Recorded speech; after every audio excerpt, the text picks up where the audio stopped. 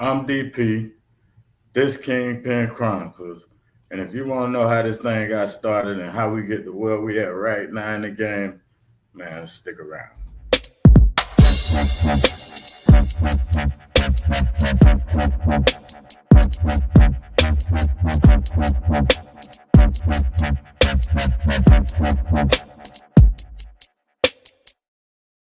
Okay, y'all. This DP, this Kingpin Chronicles, and we about to kick this thing off. I've been kind of leading up to this, but we about to pop it off, and we're gonna start this off with the Kingpin Chronicles, actual chronicles of the platform, right? With Tampa Bay and the introduction of heroin to the United States, right? And to get here, right, we're gonna run past all that ancient stuff in the 1800s and all of that, but we do have to find a particular point. If we're gonna be talking about the Kingpin Chronicles, we got to find where did this thing start in the United States and build to where that we are calling this lifestyle nowadays the culture, right?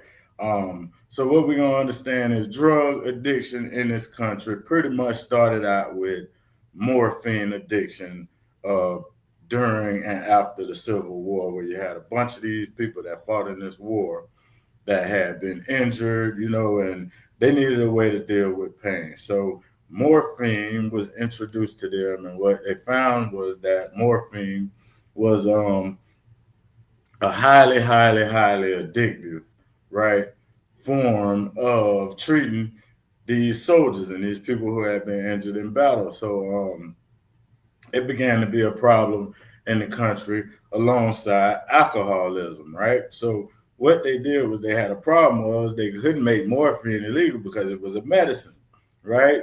Uh, Alcohol was a problem, so we come up into the prohibition period, right? And this was the time where they made the sale of alcohol illegal, right?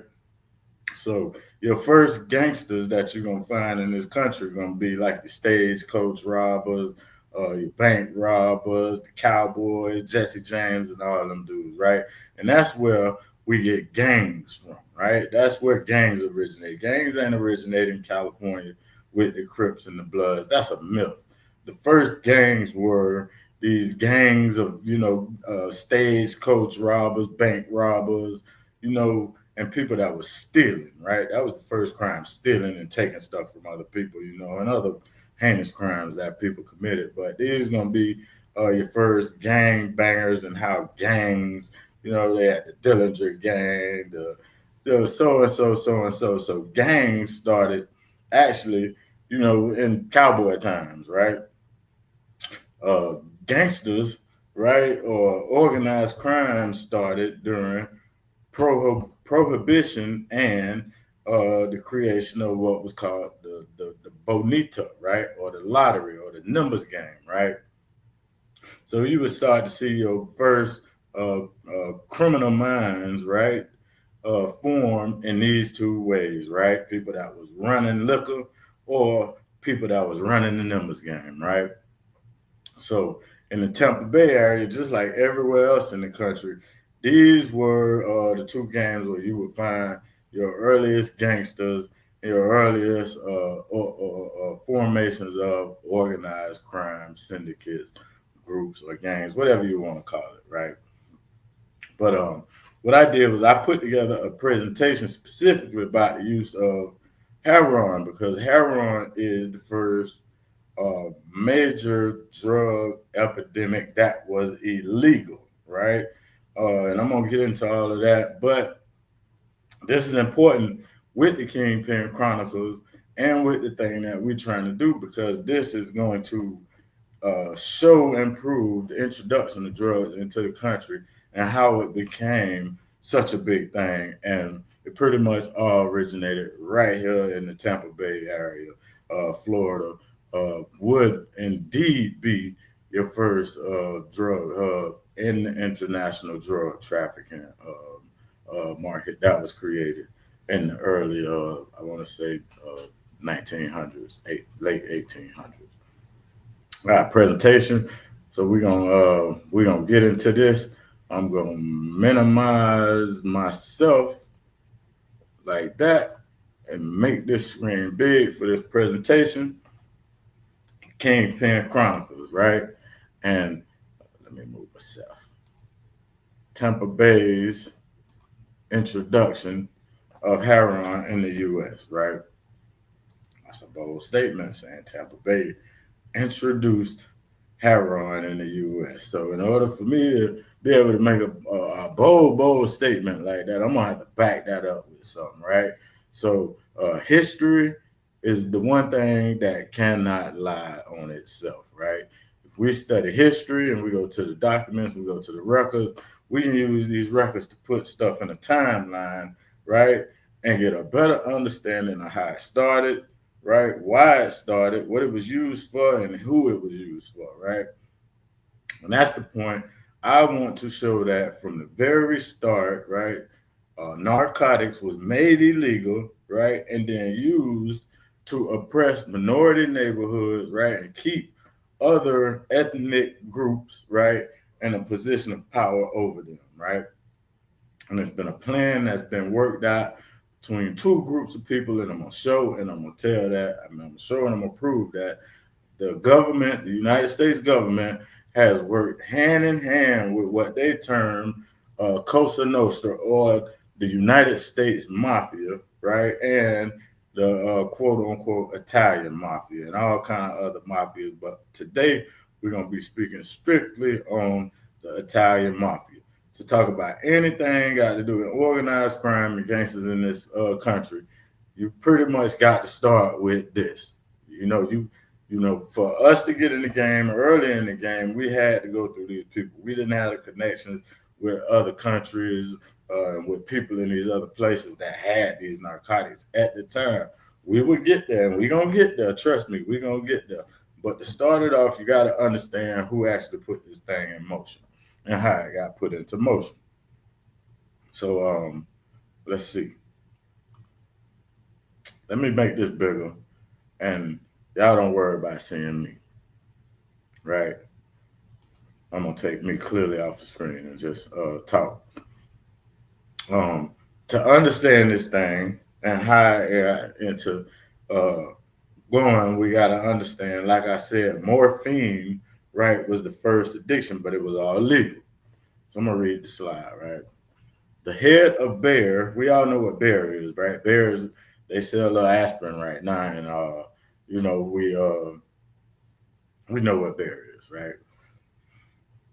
The head of Bayer's research department reputedly coined the drug's new name of heroin, based on the German heroisch, which means heroic or strong. Their scientists were not the first to make heroin, but their scientists discovered ways to make it, and Bayer led the commercialization of heroin. Bayer marketed however you say that, I ain't finna embarrass myself with that, but as an over-the-counter drug under the trademark name heroin. So basically, Bayer, the company Bayer that we get, they are the ones that created their own form of this drug, but they actually coined the name heroin. So this is showing that the pharmaceutical industry from the very beginning was involved in this, because this is the first way that heroin was introduced to the country. All right. Bayer marketed this as an over-the-counter drug under the trademark name heroin. It was developed chiefly as a morphine substitute for cough suppressants that did not have morphine's addictive side effects. Morphine at the time was a popular recreational drug, and Bayer wished to find a similar but non-addictive substitute to market. However, contrary to Bayer's advertising as a non-addictive morphine substitute, heroin would soon have one of the highest rates of addiction amongst its users. From 1898 through 1910, diamorphine was marketed under the trademark name heroin as a non-addictive morphine substitute and cough suppressant.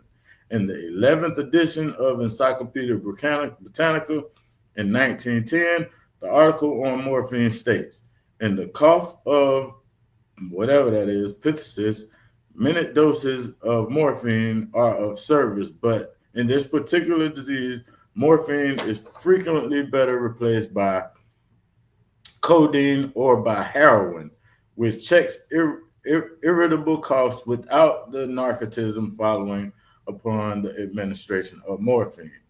In the U.S., the Harrison Narcotics Act was passed in 1914 to control the sale and distribution of that word and other opioids, which allowed the drug to be prescribed and sold for medical purposes. In 1924, the United States Congress banned its sale, importation, or manufacture. It is now a Schedule I substance, which makes it illegal for non-medical use in signatory nations of the Single Convention of Narcotic Drugs Treaty, including the United States.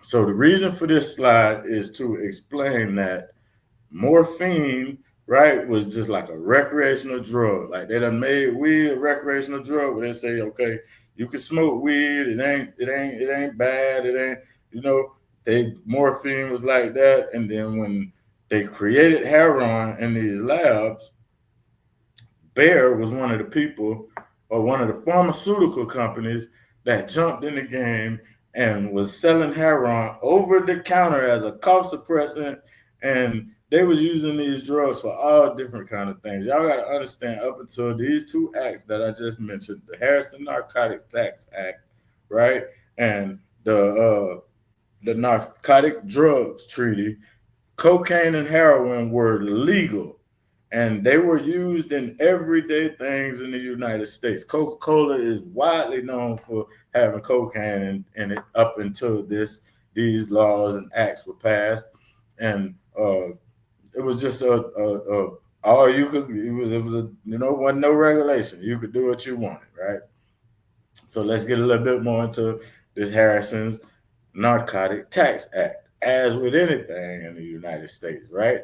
An act to provide for the registration of with collectors of internal revenue and to impose a special tax on all persons who produce, import, manufacture, compound, deal in, dispense, sell, distribute, or give away opium or coca leaves, their salts, derivatives, or preparations, and for other purposes. The Harrison anti-narcotic legislation consisted of 3 U.S. House bills imposing restrictions on the availability and consumption of the psychoactive drug opium. As awareness of the addictiveness of morphine and patent medicines grew, public opinion in the 1890s was in favor of state laws restricting morphine. Demand gradually declined thereafter in response to mounting public concern.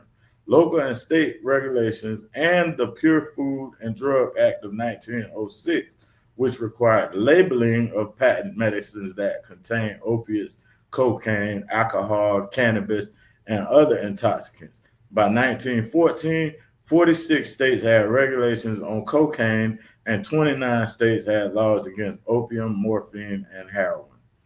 Theodore Roosevelt appointed Dr. Hamilton Wright as the first opium commissioner of the United States in 1908. Wright testified at the hearing about the dangers, alleging that drugs made blacks uncontrollable, gave them superhuman powers, and caused them to rebel against whites' authority. He said cocaine was often the direct incentive of the crime of rape of white women by Negroes. He also stated that one of the most unfortunate phases of smoking opium in this country is the large number of women who have become involved and were living as common law wives or cohabitating with Chinese in the Chinatowns of our various other cities.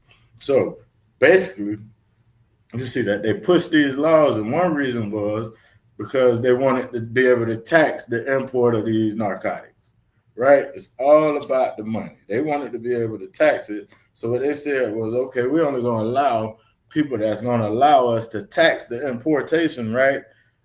And all of the products that they create using these drugs, right, to sell them, and we're gonna make it against the law for anybody else to deal in these narcotics, right? And this is where you get the pharmaceutical industry starting to be involved in government actions and manipulating, right, the way that laws will be made and the way that they will be used. Because you see off top, they use, all of this nonsense about black people. And if you do your history, you'll learn that the movie Dr. Jekyll and Mr. Hyde was about cocaine. And it was basically about how slave masters would give slaves cocaine, right, to make them work for long times and work hard. And then they couldn't deal with the addictions. There were stories of slaves that was, killing the dope man on the slave plantation to get the dope because of the addictiveness of the cocaine, so this might have a small amount of truth to it, but when you creating addicts out of people to get them to perform labor for you, you got to deal with the consequences of that. And that was one of the consequences of it. Opium, right? And we know that opium is the drug that morphine and all the opiates are made from. Opium is going to be the original form of it. And y'all stick to me. I'm getting there, but I want to give y'all a very detailed explanation of what I'm saying, so that if anybody want to go against it, you're gonna have to prove some of this stuff to be non-factual, right? So in the 1800s, opiates were mostly unregulated drugs. Morphine addiction had spread rapidly during and after the Civil War. The consumption of household remedies and marketed syrups containing morphine was commonplace and mostly associated with the upper and middle class of society. So this was not black people who just got out of slavery and trying to find their way thing. This was a thing that was a problem with upper and middle classes of society. So this means rich white people, basically. Many women who prescribed and dispensed legal opiates by physicians and pharmacists for female problems, probably pain at menstruation, became addicted. It's likely many who became addicted additionally did not know what the syrups and concoctions contained. Although morphine syrups were easily available, opium smoking was already banned by many municipalities. There was more hostility to opium smoking than laudanum and other widely available tonics because of anti-Chinese sentiment and accusations that proprietors lured young white girls to opium dens. Chinese immigrants were blamed for importing the opium smoking habit to the United States. The 1903 Blue Ribbon Citizens Panel, the Committee on the Acquirement of the Drug Habit, concluded if the Chinese cannot get along without his dope, we can't get along without him. Heroin use became widespread among low-income immigrants in the early 20th century. In the 1890s, the Sears and Roebuck catalog started offering a syringe and a small amount of cocaine or heroin for $1.50. So basically, what this is explaining is that the drug problem in the country did not start out or have anything to do with minorities or black people in this country. It was a middle class and upper class, which means white people problem. They were the only ones that could afford to get drugs or even had the whereabouts to get drugs because, it was a divide in the country. The slaves was being fed it during the early 1800s, but they didn't know what they was getting. They just know they was addicted. And then they started putting it in the form of medicine. So when these slaves was feeling sick, they was thinking that if you know anything about heroin, they was thinking that this medicine was actually doing something from them, but the sickness that they was going through, it was dope sickness. They were dope sick, so the only fix that would fix it was the dope. Cocaine, y'all, coca leaves, right? Cocaine was first isolated in 1855, and within a few decades, public opinion had associated cocaine use with crime sprees committed by black men. Everything they do, they want to put on the black men that they got addicted to these highly addictive drugs, and then they had no way of supplying the habit that they got started. There were many hysterical news reports in the early 20th century about cocaine-fueled rampages using hyperbole like cocaine-crazed Negro and others exaggerating the addictiveness of cocaine, saying it quickly reduced users to another entry in Satan's ledger. In 1900, the Journal of the American Medical Association published an editorial stating Negroes in the South are reported as being addicted to a new form of vice, that of cocaine sniffing, or the coke habit. A well-known article published in the New York Times on February 8, 1914, claimed cocaine use caused blacks to rape white women. This article and similar articles of the era, however, do not provide examples of such crimes. The people who made such allegations used racism to manipulate public opinion, but their allegations were unfounded. The article titled Negro Cocaine Fiends are a new Southern menace is remembered for its portrayal of the cocaine-crazed Negro, who was invulnerable to bullets. The use of the term fiends by Dr. Edward Huntington Williams, the author of the article, is understood to connote the demonization of the non-white drug user. So a fiend, by definition, in this country, is basically anybody that ain't a white drug user. We made up our own term for them just to let them know, though, that's what a buddy is, a white drug user, right? In Florida, in St. Pete, Florida, we call them buddies.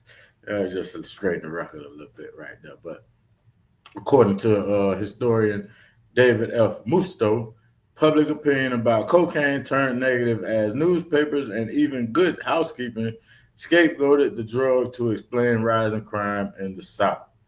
Thus, the problem of cocaine proceeded from an association with Negroes in about 1900, when a massive repression and disenfranchisement were underway in the South, to a convenient explanation for crime waves, and eventually Northerners used it as an argument against Southern fear of infringement of states' rights. Despite the extreme racialization of the issues that took place in the build-up to the Act's passage, contemporary research in northern cities found relatively few cocaine users compared with alcoholics and opium addicts overall, and no significant concentration among blacks.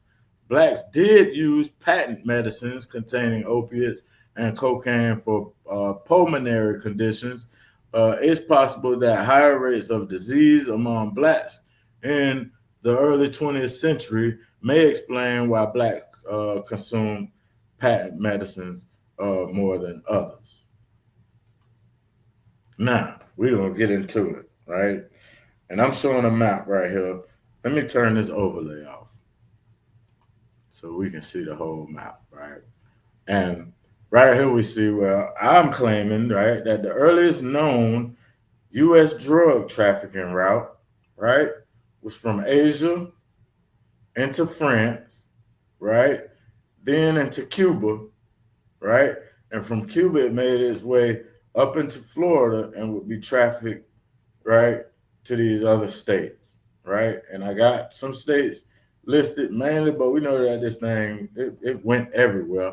But these are going to be your major places where it really affected and boom, set its place in history, right? Florida, Missouri, Illinois, and New York, right? And we're going to show and prove this, and let's get into it. Now, okay, we're dealing with this now. Mr. and Mrs. Vincent and Tenori, right? And I'm only showing them because this is the farthest person I can find in this family, and this family will be one of the original founding families, right, of the American mafia, right? Mr. Vincent Anatori was a immigrant, right? Him and his wife, I do believe, from what I can find, but they were immigrants and they came from Sicily, right? It was Italian-born immigrants that moved to this country to escape the problems that was going on in Sicily and Italy and all of the Eurasian continent, which was poverty and oppression due to major opium addictions. These are the countries and the places in the world that produce this plant. So they had early addictions to it. And these addictions go back thousands of years. You can find this stuff as far back as 3,500 BC being found in DNA remains that they find in these areas where these narcotics is produced. But to get to the beginning of where I'm looking to start with this story, we got to deal with, let me add myself, no, I don't want to be that big. I'll be a little smaller. Yeah, that be bigger. Right? We finna get this thing off. So let me just fire up. Right? Let me fire up. And look, we ain't breaking no law. I'm prescribed, right? I got a prescription from a doctor for my PSTD, right? I have post-traumatic stress disorder from a long life, in the streets and in the hood. So a doctor prescribed me. So we ain't breaking no law. It's just a little bit of weed. I'm just dosing myself, right? But Mr. and Mrs. Vincent and Tori, we get married, and I basically shared this so that we could list their 4 children. They have 4 children: James V. Antonori, Sam Antonori, Ignacio Antonori, and Miss Joseph C. Spoto. Back then, I guess they would just refer to her by her husband name instead of her actual name. But this is gonna be the father, right? Or the birth of, right, the Florida family of La Cosa Nostra, right? We're gonna get right on to this. We don't spend a lot of time on them, but we got to mention them to explain how this thing went, right? And I got to mention them to explain how it's almost not possible for anybody to have been as effective in this thing prior to them because of the things that I'm about to present. So now, the son that we want to focus on for the purpose of this story is going to be Ignacio and Antonori, right? He was Italian born, so he was one of the kids that was born in Sicily, actually, right? It was born in the old time back in 1885, and they migrated to the United States looking, to escape the poverty and all of the stuff that was going on in Italy at the time, right? And every time you even see them represent Italy and Sicily and all of that, they show it as being this poor place, where there was a lot of crime and they were these crime bosses and all that, but generally their homes are poor places. When you look at most Asian nations, most European nations, they generally poor places. They're not these luxurious places where people just living good, and that's the reason people been booking to come over here to the United States. But just to get in and share a little bit about Ignacio, Italian-born American mobster who built one of the earlier narcotics trafficking networks in Florida. Antonori was regarded as the first boss of the Tampa crime family, later known as the Trafficante crime family. He had close ties to the Mangano crime family boss, Vincent Mangano. Mangano was named head of what was the Mineo family in 1931, following the Castellammarese War. He was one of the original bosses of the modern crime families, the others being Joseph Bonanno, Lucky Luciano, Joe Profaci, and Tommy Gagliano. Although much of his early life is unknown, Antonori was one of the first mobsters to emerge in Florida during the Prohibition era. By the 1930s, Antonori was the largest heroin trafficker in the country, with close ties to French Corsican heroin traffickers and American mafia bosses. Antonori established a drug pipeline from Marseille, France, through Cuba into Tampa, Florida. According to the Federal Bureau of Narcotics, The drugs were subsequently distributed. Oh, I didn't mean to skip that. I'm sorry. Subsequently distributed in the. How do I hide this? As a matter of fact, I'm just gonna throw it up. Was subsequently distributed. I lost my place. I'm gonna start up.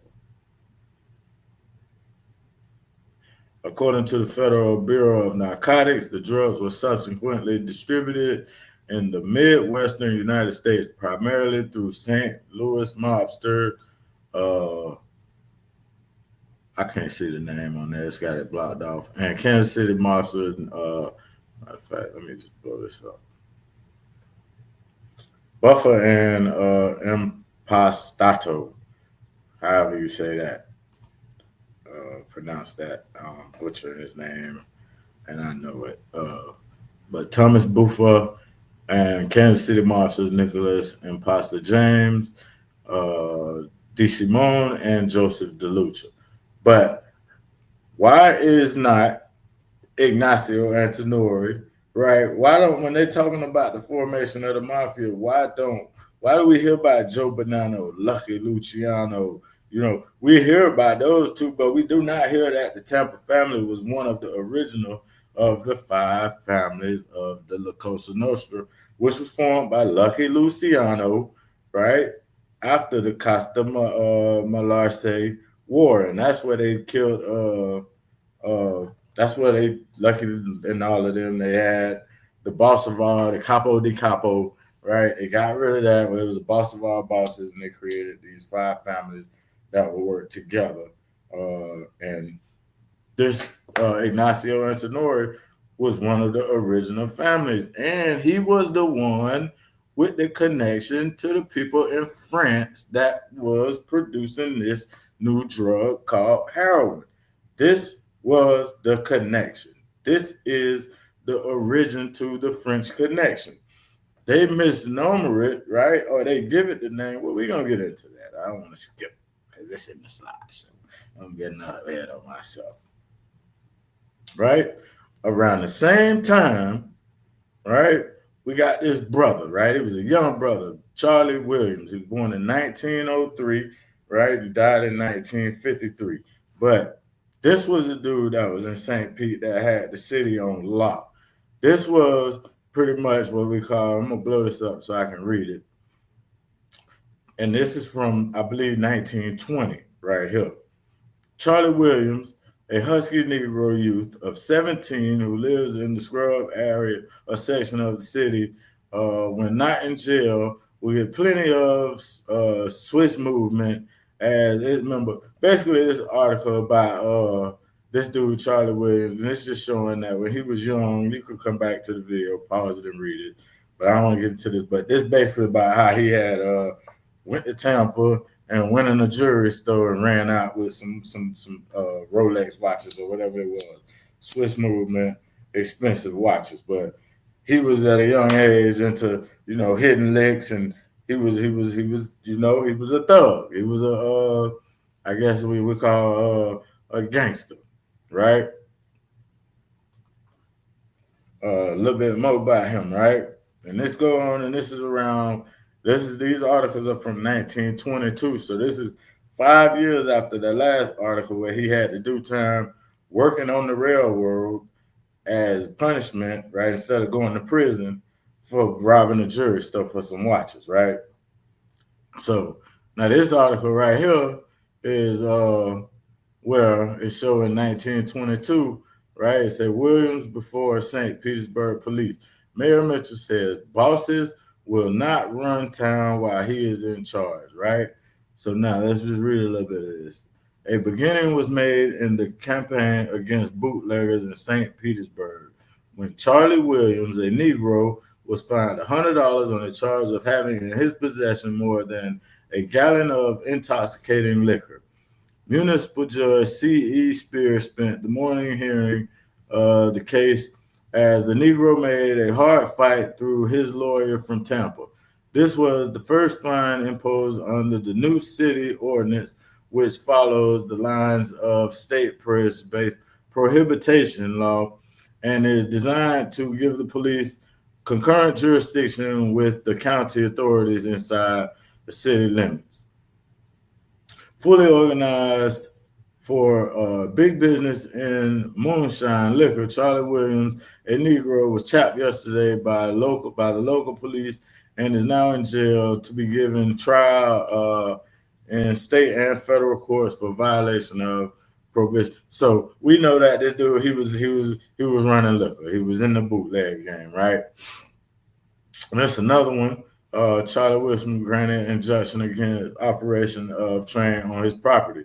Whether the officials of the Seaboard Railway will pay Charlie Williams legal damages for the operation of trains over the switch built in front of his property, or whether or not. So basically, I'm just showing that this dude owned property. And if you're from St. Pete, you know about the railroad track that come across 22nd Street, right?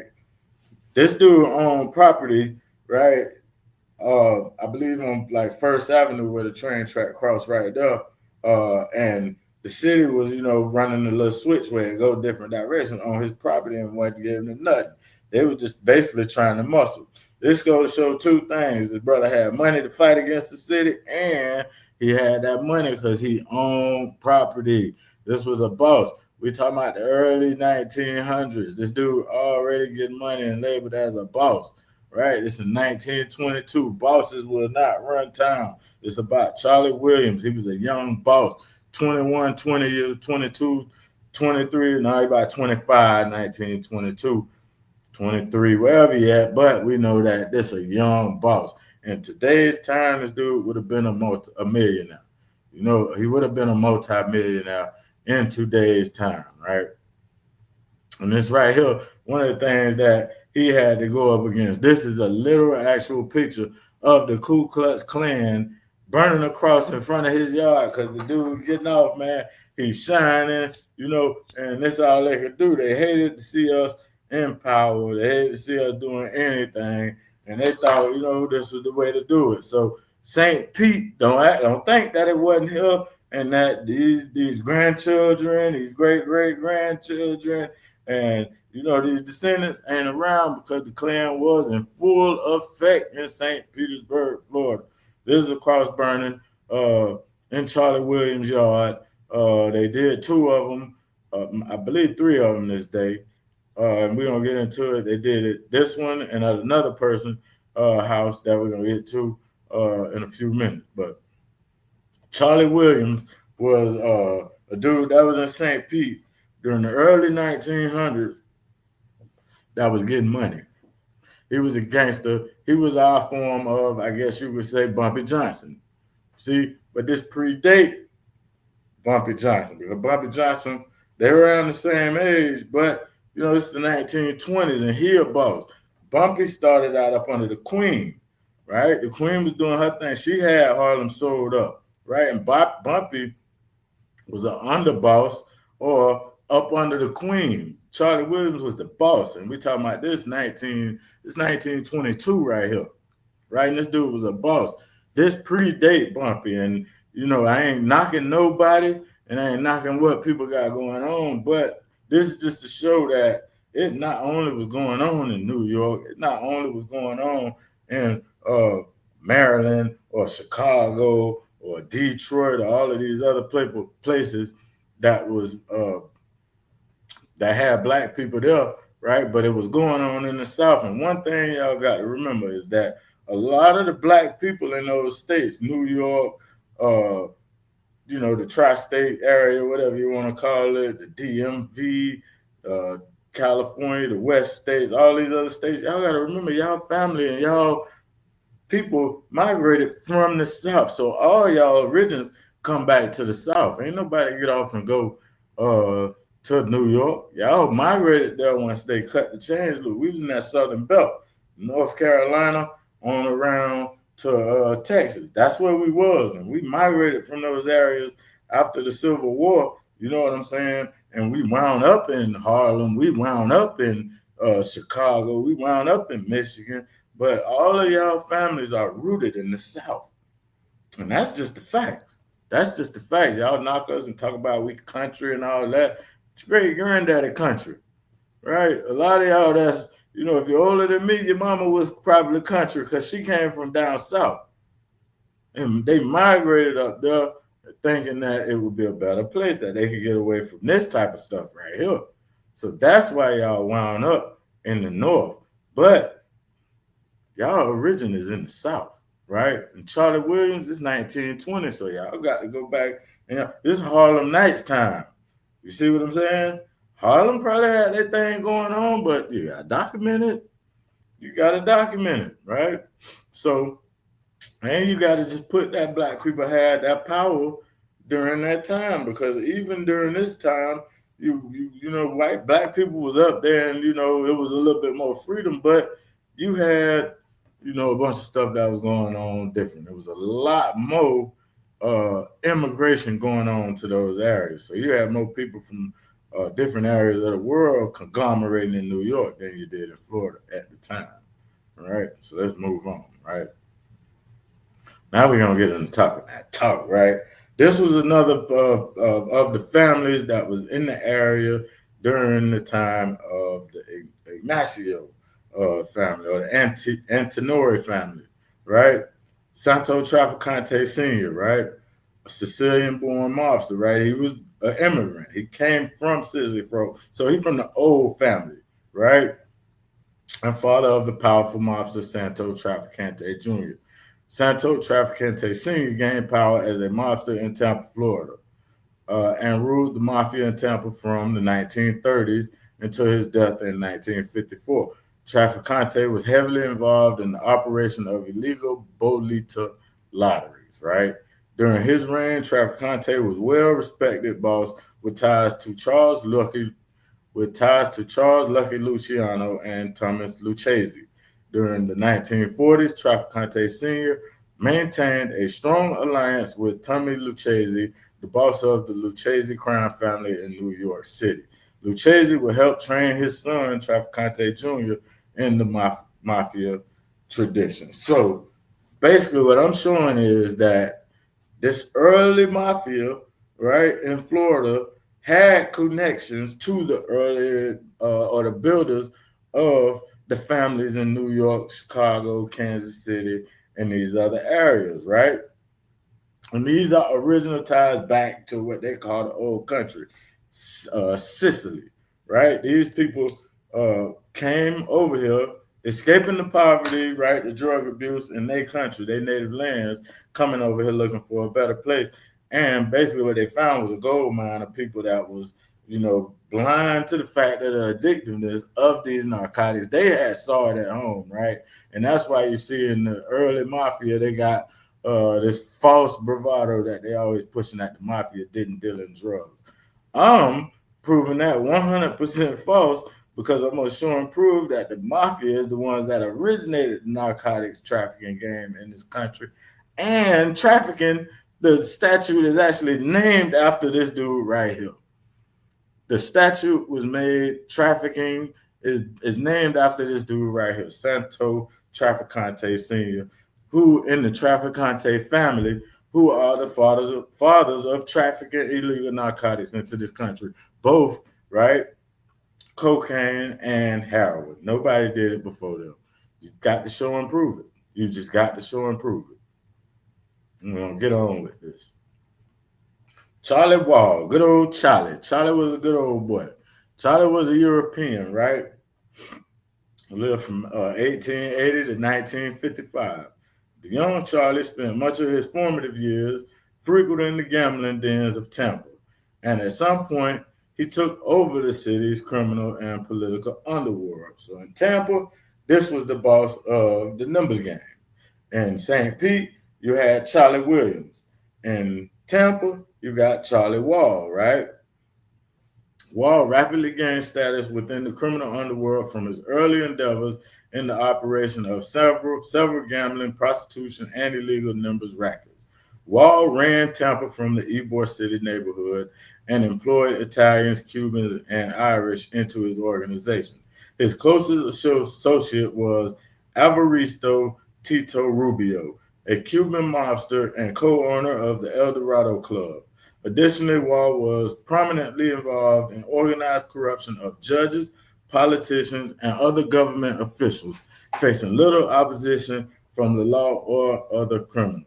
And Charlie Wall is very important in bringing into this story because Charlie Wall was basically the first introduction, right, of the mafia members, right, to having connections and and corrupting judges, politicians, and other government officials. Charlie Wall was the white boy that could get in there and deal with the government officials and corrupt them with the money. It was so much money in the numbers game, and you know the illegal alcohol sales, and these dudes had these clubs, right?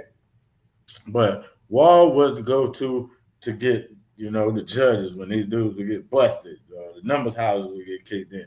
People get caught with these lottery tickets or bolita tickets. Wall was the one that had to hook up to where that, you know, this thing was able to move smoothly and these things would be, you know, brushed under the rug, right? As we go through this story, you're gonna see these names. Now, we got a whole lot of weight in names, right? We see this Alvaristo Tito Rubio, right? If we understand Tampa and we understand Florida and we understand politics, you're gonna understand that a lot of these names from the old mafia crime families, right, now today are in politics and they hold political power and government positions. Rubio, everybody know who Marco Rubio is. Marco Rubio is a descendant of these mobsters. And what they did was they got their kids and they taught their kids and sent them to school. Y'all gonna go be lawyers. Y'all gonna get jobs as politicians. Y'all gonna get jobs as judges. Y'all gonna get jobs in all of these places so that we can move in silence. And I believe they're the best to ever do it because as I go and we show, I believe that Santo Trafficante, junior or senior, I believe it's senior, are the only people in this family to get indicted. None of these people in this mob family get indicted and do a bunch of time. This is the untouchable family in the mafia, right? And we're gonna cover that. All right, we're gonna get into that. But Charlie Wall was basically, you know, the go-to guy in the Tampa Bay area, and he became involved and entangled with organized crime because he had all the connections, you know. So if you got the connections, you're gonna be the one to go to these other people and tell them, look, man, I got a judge, man. They want 100,000. They really want 50, but Charlie gonna give him 50 and pay the person the 50, and you know that's just the way this thing worked. But Charlie Wall was, you know, he was a European, but he had Tampa on lock. You know, he had Tampa on lock. Right. Next, you're gonna meet this guy named Saganis, right? And Saganis one is my way of showing and proving, right? Because as we read right here, Whitaker pleads, Pat Whitaker and Mike Jones, his attorneys, also made pleas for the probation for their client, right? And Saganis had got into it. State Attorney Claire Davis, looking straight at Saganis, told Judge Dayton that one, Saganis was a top member of the notorious Trafficante Bolito gang of Tampa and the biggest operator ever caught in Pinellas, right? And Charlie Williams, remember our boy old Charlie? Charlie Williams of St. Petersburg, right? Who's a political leader, right? And a Negro civic leader, right, was a member of the Trafficante gang when he was murdered in cold blood one night in Tampa, and that Williams was a well-loved leader among the Negroes, just like Saganis apparently was a highly respected Italian or Sicilian. So me sharing this is a little early and a little precursor to let you know what's going to happen to a lot of these guys, but what I'm doing is I'm making my connections. And I'm showing and proving that Charlie Williams, right, was in the 1920s, because Charlie Williams will be murdered in like 1955, I believe. But in the 1920s, in the Prohibition and the numbers game, Charlie Williams was tied in with the mob, right, with this Trafficante family, with this family that would, as I'm going to show, and I already showed, would be the first to start trafficking illegal drugs into the country, right? Into the country, right? So now we're gonna get into the French Connection, right? And New York, Chicago, Detroit, all of these northeastern uh, early, they was early in the game, powerhouses in the heroin game. What they got to understand is that they came later. That this game was already up and going before New York got involved in it, and New York connections came from Florida. It's undeniable, right? The French Connection is a myth. We gotta understand that the French Connection is a movie, right? It was first a book, right, and then it was made into a movie. Let's get into this, right? Illegal heroin labs were first discovered near Marseille, France, in 1937. So 1937 is when they first discovered these labs. So how long had they been going? We already know Ignacio. They say by the 1930s, he was the biggest heroin trafficker in the country already. So by the time they discovered that this was going on in France, Ignacio Antinori was already the United States largest heroin trafficker into the country, right? So this predate what is known as the French Connection. It actually is the French Connection, just a movie based on what these dudes was doing, right? These labs were run by Corsican gang leader Paul Carbone. For years, the Corsican underworld had been involved in the manufacturing and trafficking of heroin, primarily to the United States. It was this heroin network that eventually became mistakenly known as the French Connection in modern times.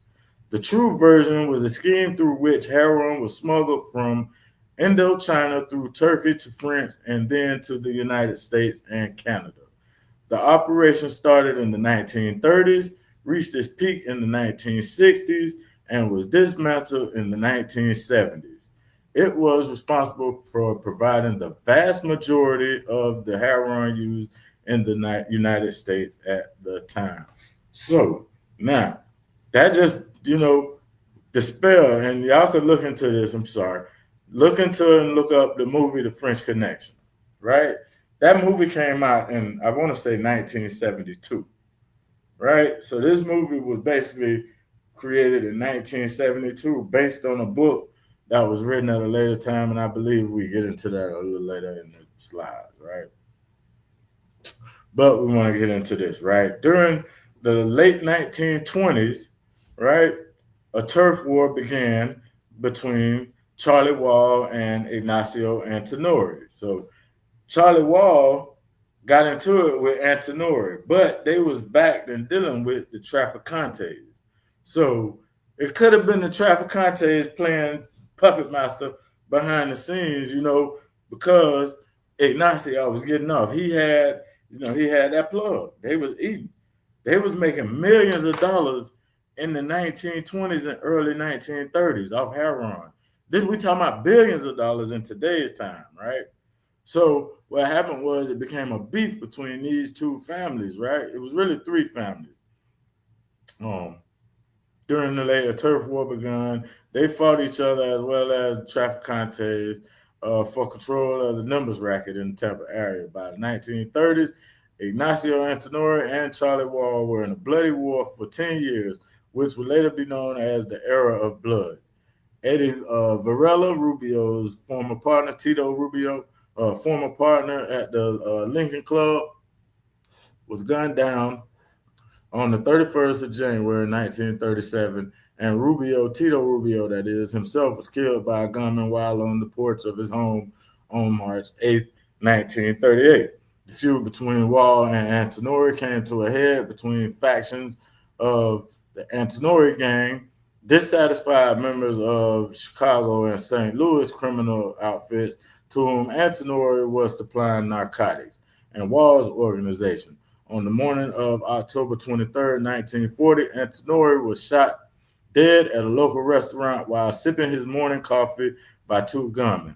Wall himself had seen an attempt on his life go awry earlier that spring, possibly by some members of Antinori's outfit or even by some in Antinori's ties to St. Louis mobster Thomas Buffer and or Kansas City mobsters Niccolo Impostato, James DeSimone, and Joseph DeLucia. Wall was murdered on April 18th, 1955, possibly on orders from the Trafficking. So this just to let you know, man, it was real about this money, man, and they wasn't playing about killing. You know what I'm saying? But we're gonna get into a little bit more of the reasons behind these people getting killed. Uh, this Joe Antonori, and Joe Antonori will be the last boss in the Antonori family, and he would get took out in Ybor City, and we know Charlie Wall had Ybor on lock. Uh, and the traffic contest was over there, and they was fighting for power. So once Ignacio got killed, the other brother Paul got took out, and now the final boss of the Antonori family being in power and running this connection through, France and Cuba into the United States. Power would be taken over and given. And y'all come back and read these because I don't spend a lot of time on reading these articles one by one. We just want to introduce you and show you that we traced this through history, and prove our point with history. And this was probably more than likely the reason the Antonoris was knocked off. They whole racket got messed up, man. Kansas City, people got knocked off. Soldiers testifying saying they was bringing heroin. So a lot of respect and credit we give a big Ike Atkinson out of North Carolina that was sending that thing over later on in the mid-70s. But the first to do it using the military and soldiers was the Antonori family. You know what I'm saying? They was doing this thing in early times, and we know it was happening because we got the record. We got what people was getting knocked off, and what they did was they started telling, and this thing started tying to people getting indicted. And I'm gonna read what I said. This is most likely the first mafia indictment in U.S. history when it comes down to narcotics. It was based on Ignacio Antonori and what is known as the French Connection. This was actually the name of a movie that was made based on this story. This is where the mistake begins in telling the history of drugs in this country. Remember, it was Antonori who established a drug pipeline from Marseille, France, through Cuba into Tampa, Florida. According to the Federal Bureau of Narcotics, the drugs were subsequently distributed in the Midwestern United States, primarily through St. Louis mobster Thomas Buffer and Kansas City mobsters Nicola Impastato and James DeSimone and Joseph DeLucia. So we understand that the five families in New York, they was really almost against heroin selling, and they pushed that. And they probably was the ones that moved in because a lot of these murders was they were saying that Lucky Luciano had these dudes hit. And it was one of the things that I believe they put in that they wasn't supposed to be selling narcotics, but some of these families just had to have their hands in it.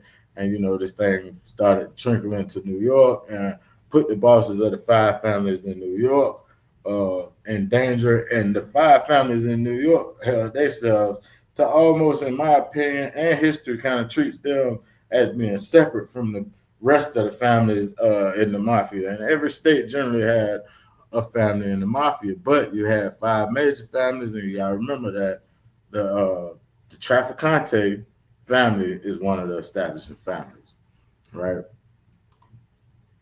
All right, it's about Charlie Wall getting knocked off, and basically Charlie Wall go and testify on the Senate floor, and he should have knew that was a mistake because they went off in old Po Charlie house, man, and they did him dirty, man. They broke in his house. They made a couple attempts on his life, shooting at him, shot him, and then finally they went off in Charlie house and they beat Charlie down with a baseball bat and then slit his throat, which is generally the mafia style where they get Colombian necktie, man. Slit your throat and pull your tongue out through the hole, man. But they did Charlie bad, and it's where they consolidated power. They done got the other families out the way. They got old Charlie Williams out the way because they killed him in 1955. They done wiped out the Anatori family, and now Santo Trafficante Sr. would pass away, and Junior would take over, and we're going to introduce you to Junior. Santo Trafficante Jr. Was amongst the most powerful mafia bosses in the United States. He headed Trafficante crime family from 1954 to 1987 and controlled organized criminal operations in Florida and Cuba, which had previously been consolidated from several rival gangs by his father, Santo Trafficante Sr. So basically, his daddy went and took over the whole thing the Antonores had put together in Cuba, where they had these casinos over there. They was running the numbers game. It was legal over there, so they had a casino over there, and they was able to bring these drugs from Asia into France, get them chemically produced and create that China white heroin, and then it would be shipped to Cuba.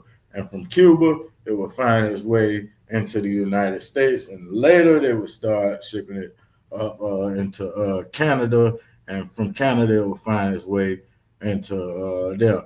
But that would not happen until, let's go on. During the 1950s, Trafficante Jr. maintained a narcotic trafficking network with Tommy Lucchese, the boss of the Lucchese crime family in New York City. So New York City, right, the heroin that was coming up there, right, was being plugged in to Thomas Lucchese, right, the boss of the Lucchese family, through Santo Trafficante Jr. So anybody that's getting off on heroin in the 1950s, the 40s, and all of that, it's coming from Florida.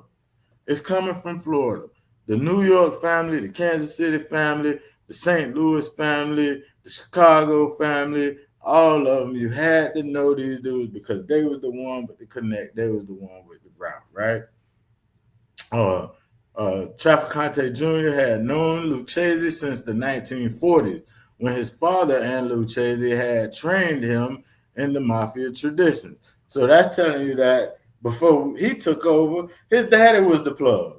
So Florida was always the plug to New York, to St. Louis, to Chicago, to all of those states. We was early. It couldn't have been no bosses up there before it was bosses here, right? And Charlie Williams had been a boss and was gone by the time this had happened. So he was already playing in the game. In October 1957, a meeting between Sicilian Mafia and American Mafia members was held at the Grand Hotel at Des Palmes in Palermo to discuss the international illegal heroin trade. And this is where most make the mistake labeling this after a fictional book and movie named The French Connection. Now, we're going to get into it. We got some slides to back it. I think we already showed. Okay, the era of blood. Perhaps no chapter in the history of Tampa's underworld equals the so-called era of blood from 1937 through 1945, where there was a string of unsolved gangland murders. For much of this period, Santo Trafficante Sr. fought for control of the city's gambling profits. His son, Santo Trafficante, inherited the rackets upon his father's death in 1954, right? Now, however, I believe it is completely this is news clippings from, I want to say the 1960s, maybe. I don't want to give a date, though. Don't hold me on that date, but they're very early. However, I believe it is completely accurate in showing that Santo Trafficante is the boss of this criminal group. Indeed, it is to Santo Trafficante that Tampa owes the dubious distinction of having been represented at the Notorious Crime Convention at Appalachian, New York in 1957. Santo Trafficante Jr. was born in Tampa on 1914, November 14. He was one of the 5 brothers. He maintains residences today in Tampa and in Miami. He previously lived in Havana, Cuba, where he owned and operated gambling casinos under the Ballista regime.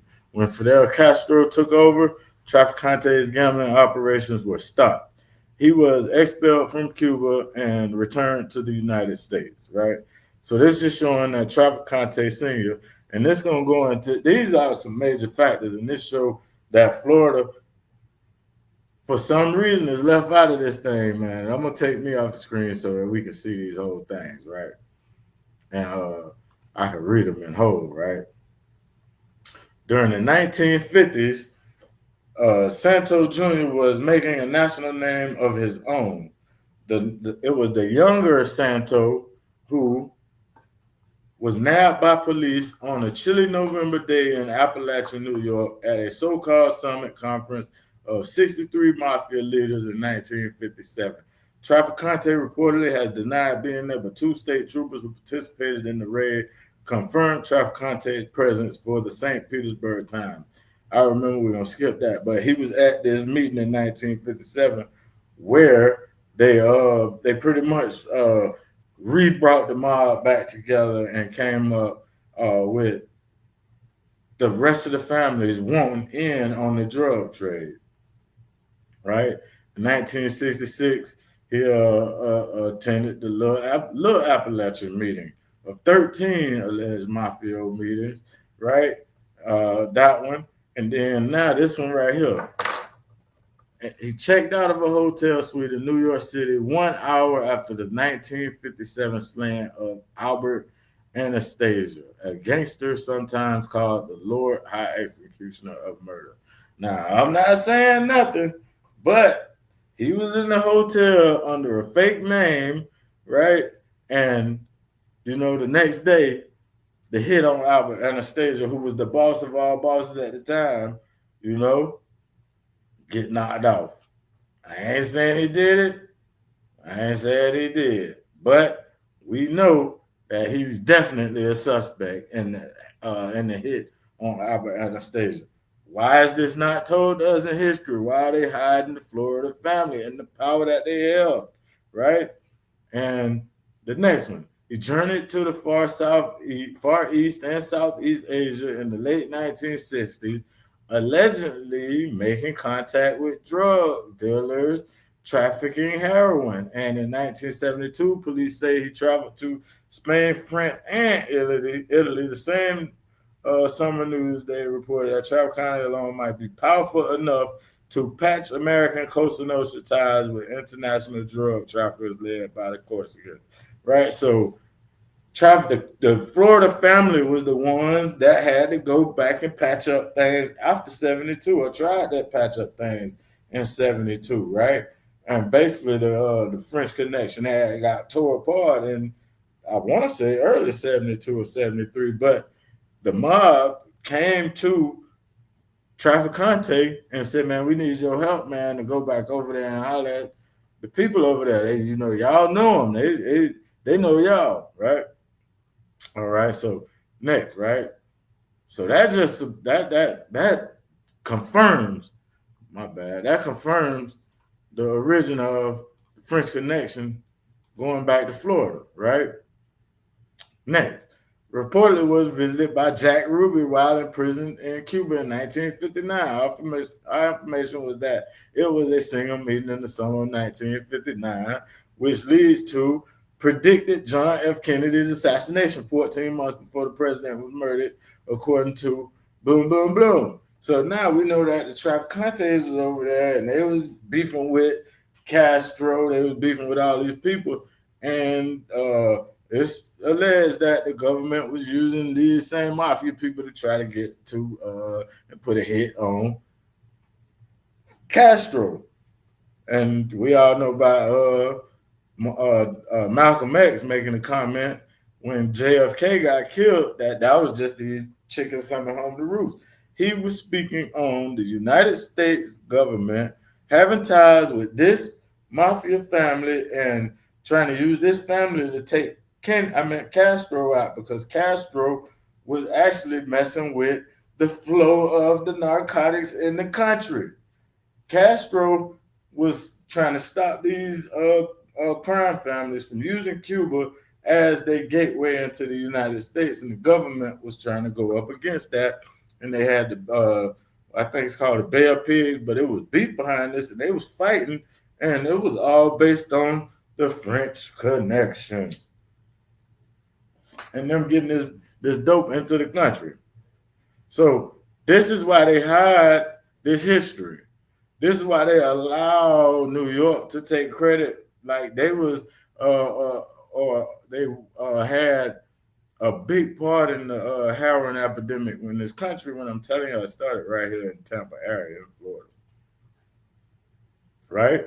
And here it go, right? Witnesses link Tamping to Viet drug traffic, right?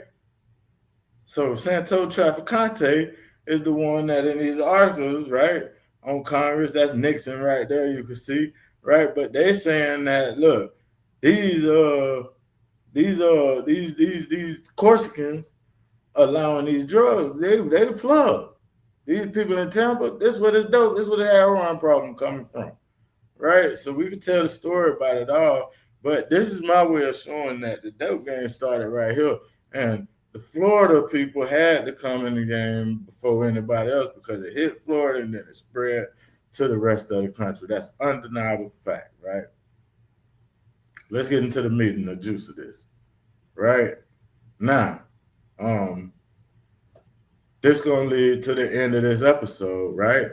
But Santo Trafficante in this article that they put in the newspaper, right? It talk about how the government and the crime families was kind of getting together, and they was using this new drug trafficking, this 1957 Appalachian meeting that we was talking about.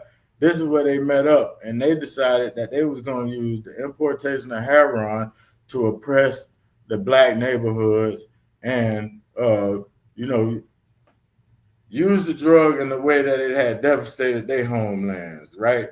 They left their countries because they were devastated by heroin, so they decided to use it as a way to oppress us. And that's going to lead into our St. Pete first kingpins of the Kingpin Chronicles. I gave a little precursor and a lead up talking about Mr. Big himself, Joseph Rodriguez, better known in the St. Pete area as Joe Bonimo, right? And then we're going to get into probably one of the people that's best fit to speak on Joe Bonimo, his number one competition, right? John Bailey, right? One of the OGs that's still with us. John Bailey, when he did 30 years in the federal penitentiary, he had a couple life sentences. You know, he stayed dedicated to the fight and held on to his belief that one day he'll be free.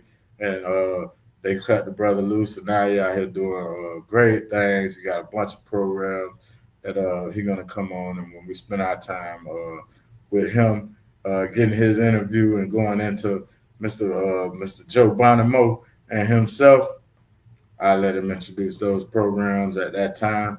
But we're gonna wrap this one up with this screen, and we're gonna go into our next episode. Gonna be strictly based on these two right here and the people around them.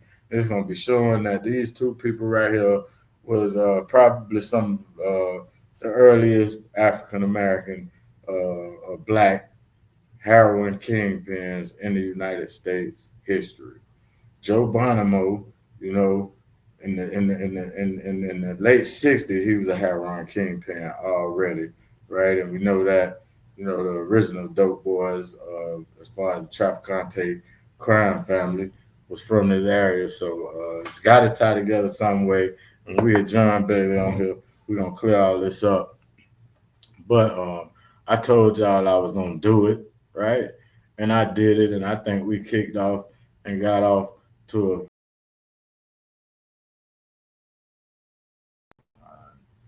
trip that, right? Let me get back on there. But yeah, that's gonna wrap it up for how Tampa Bay, right, introduced heroin into the United States, right? There right? And the pharmaceutical company has always had a hand in this game, right? They the ones coined the name and gave it the name heroin, right? In this form, right? So I hope y'all learned something from the video. Please like it, share it with everybody so we can get this history out there, man, and people can know where this thing came from, so we'll know how to fix it and put it to an end and stop letting these people manipulate us and control how we living and what's going to be and what's not going to be our vices. I'm out, DP. This your boy. Like, share, subscribe, turn on your notifications so you catch all the content that I share. Don't forget to go check out the merchandise and the products we offer in our shop. There you go right there, shop.kingpinchronicles.com. Like us on all social media. We're either going to be Florida Kingpin Chronicles or the Kingpin Chronicles podcast. You'll see me somewhere on there, and that's how you know you're on the right one. But I'm out. This your boy, DP, Kingpin Chronicles. I hope y'all enjoyed it. Like, share, and subscribe. I'm